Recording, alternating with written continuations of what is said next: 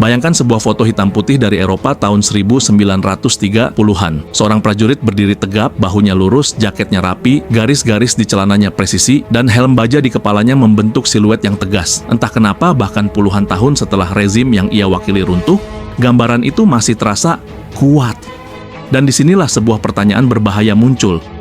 Kenapa seragam militer Jerman, terutama dari era Nazi, sering dianggap lebih stylish daripada seragam militer negara lain? Pertanyaan ini tidak sepele, karena di balik potongan jaket yang rapi dan helm baja yang ikonik, ada sejarah tentang propaganda, psikologi massa, dan bagaimana estetika bisa dipakai sebagai senjata. Seragam Jerman tidak hanya dirancang untuk menutup tubuh atau melindungi dari cuaca.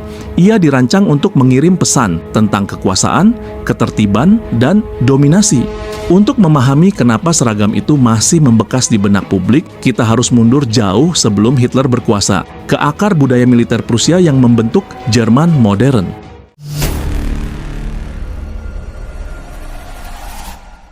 Di abad ke-19, Prusia membangun reputasi sebagai negara militeristik dengan disiplin besi. Tentara bukan sekadar alat perang, tetapi simbol negara. Seragam mereka dibuat untuk menegaskan hierarki dan keteraturan. Setiap kancing, setiap garis, dan setiap warna punya makna. Ketika Kekaisaran Jerman berdiri pada 1871, tradisi ini dibawa masuk ke dalam identitas nasional. Seragam bukan hanya fungsional, tapi juga simbol kebanggaan dan status. Di parade dan acara resmi, tentara tampil dengan jaket panjang, kancing berkilau, dan topi tinggi seperti Pickelhaube yang mencolok. Mereka mungkin tidak praktis di medan perang, tetapi di mata publik, itu menciptakan kesan kemegahan dan kekuatan. Perang Dunia I mengubah segalanya. Medan perang modern dengan senapan mesin, artileri, dan gas beracun membuat seragam lama yang penuh ornamen menjadi berbahaya. Tentara Jerman seperti tentara lain dipaksa beradaptasi. Dari sinilah muncul warna Feldgrau, abu-abu kehijauan yang lebih samar di medan perang. Warna ini tidak hanya lebih efektif sebagai kamuflase, tetapi juga menciptakan tampilan yang lebih bersih dan minimalis. Helm baja Stahlhelm diperkenalkan pada 1916, menggantikan topi kulit Pickelhaube. Bentuknya yang melengkung dan melindungi sisi kepala bukan hanya lebih aman, tetapi juga menciptakan siluet yang sangat khas. Tanpa dirancang sebagai gaya, kombinasi ini membentuk tampilan baru yang fungsional, keras, dan modern yang kemudian hari dimanfaatkan sebagai bahasa visual kekuasaan.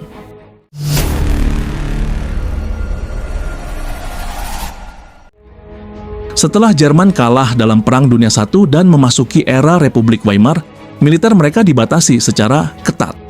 Namun budaya visual militer tidak hilang. Ketika Nazi berkuasa pada 1933, mereka mengerti betul kekuatan simbol dan penampilan. Hitler dan kroni-kroninya tidak hanya membangun mesin perang, mereka membangun teater politik, parade raksasa, spanduk, musik, dan tentu saja seragam. Semuanya dirancang untuk menciptakan kesan bahwa negara ini kuat, bersatu, dan tak terhentikan.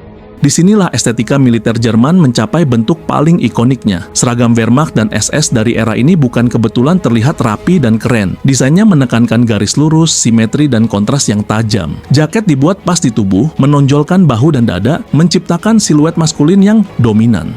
Celana sering memiliki garis atau potongan yang mempertegas kaki. Insignia ditempatkan dengan presisi matematis, simbol atau logo unit semuanya berada di posisi yang konsisten. Warna-warna yang dipilih, abu-abu, hitam, hijau tua, memberikan kesan serius dan otoritatif. Ini bukan sekadar pakaian, ini adalah kostum sebuah ideologi. Banyak orang menyebut nama Hugo Boss ketika membicarakan seragam Nazi, dan ini sering disalahpahami. Hugo Boss memang menjadi salah satu produsen besar yang menjahit seragam untuk Wehrmacht dan SS, tetapi desain seragam itu dibuat oleh kantor militer dan perancang SS seperti Karl Diebitsch, bukan oleh Hugo Boss. Namun, fakta bahwa industri mode Jerman terlibat dalam produksi massal seragam ini menunjukkan satu hal. Rezim Nazi sadar betul bahwa penampilan itu penting. Mereka ingin tentara mereka tidak hanya ditakuti, tetapi juga dikagumi. Ketika seorang prajurit berdiri di jalanan Paris yang diduduki atau di sebuah desa di Eropa Timur, penampilannya yang rapi dan terkoordinasi adalah bagian dari intimidasi. Di sisi lain, ada aspek psikologis yang sering diabaikan. Seragam yang terlihat bagus memengaruhi bagaimana pemakainya merasa. Seorang prajurit yang mengenakan pakaian yang membuatnya merasa gagah dan penting cenderung lebih percaya diri dan lebih patuh. Dalam rezim totaliter, ini sangat berharga. Seragam menjadi alat untuk membentuk identitas. Kau bukan lagi individu, kau adalah bagian dari mesin besar. Dan mesin itu terlihat mengagumkan, namun medan perang selalu punya cara untuk meruntuhkan ilusi. Di lumpur Stalingrad, di pasir Afrika Utara, dan di hutan-hutan Eropa Timur, seragam yang rapi itu cepat kotor, robek, dan basah. Tentara Jerman, seperti semua tentara lain, menderita. Tetapi gambar-gambar propaganda yang disebarkan ke publik tetap menampilkan mereka sebagai sosok yang bersih, tegap, dan berwibawa.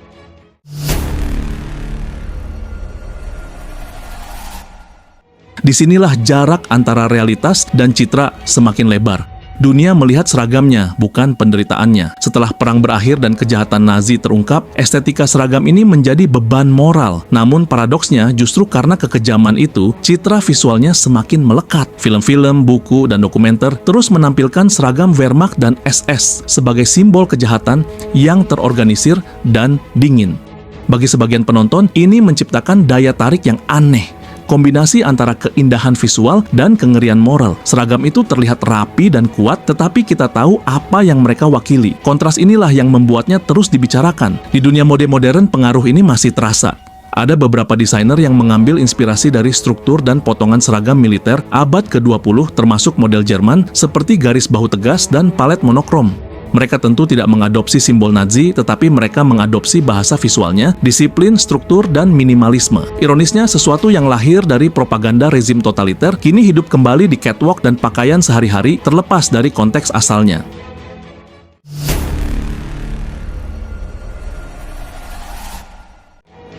Disinilah kita sampai pada plot twist yang jarang dibahas. Seragam Jerman tidak fashionable karena Jerman punya selera mode yang lebih baik daripada negara lain.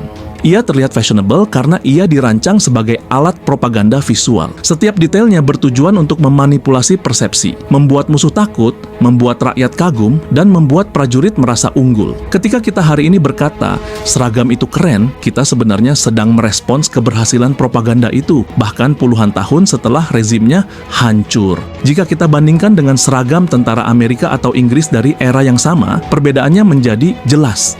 Seragam sekutu sering lebih longgar, lebih fungsional, dan kurang simetris. Mereka dirancang terutama untuk kenyamanan dan produksi massal. Mereka tidak terlalu peduli apakah seorang prajurit terlihat gagah di foto, yang penting ia bisa bergerak dan bertahan. Jerman Nazi melalui mesin propagandanya menginvestasikan energi besar pada citra visual tentaranya, terutama dalam parade, foto resmi, dan film propaganda. Bahkan ketika realitas medan perang jauh lebih kacau. Setelah 1945, Jerman Barat membangun kembali militernya sebagai Bundeswehr dan dengan sadar menjauh dari estetika lama. Seragam Bundeswehr sengaja dibuat lebih sederhana dan netral sebagai bagian dari kebijakan Jerman Barat untuk menjauhkan diri dari simbolisme visual Nazi dan membangun militer dalam kerangka demokratis. Ini bukan kebetulan. Negara yang ingin memutuskan diri dari masa lalu, totaliter, tidak bisa lagi mengandalkan simbol yang sama. Mereka memilih desain yang lebih membumi dan kurang teatrikal sebagai bagian dari upaya membangun identitas baru yang demokratis. Namun bayangan masa lalu tetap ada. Setiap kali sebuah film atau serial menampilkan perwira SS dengan mantel hitam dan topi rapi, penonton merasakan kembali daya tarik visual itu bercampur dengan rasa ngeri. Kita terjebak dalam paradoks, kita membenci apa yang mereka lakukan, tetapi kita tidak bisa sepenuhnya melepaskan diri dari daya tarik visual yang mereka ciptakan.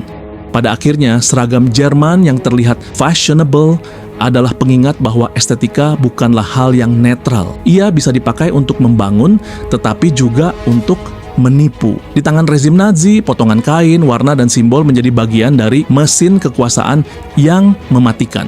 Ketika kita hari ini mengagumi desainnya, kita perlu ingat konteksnya.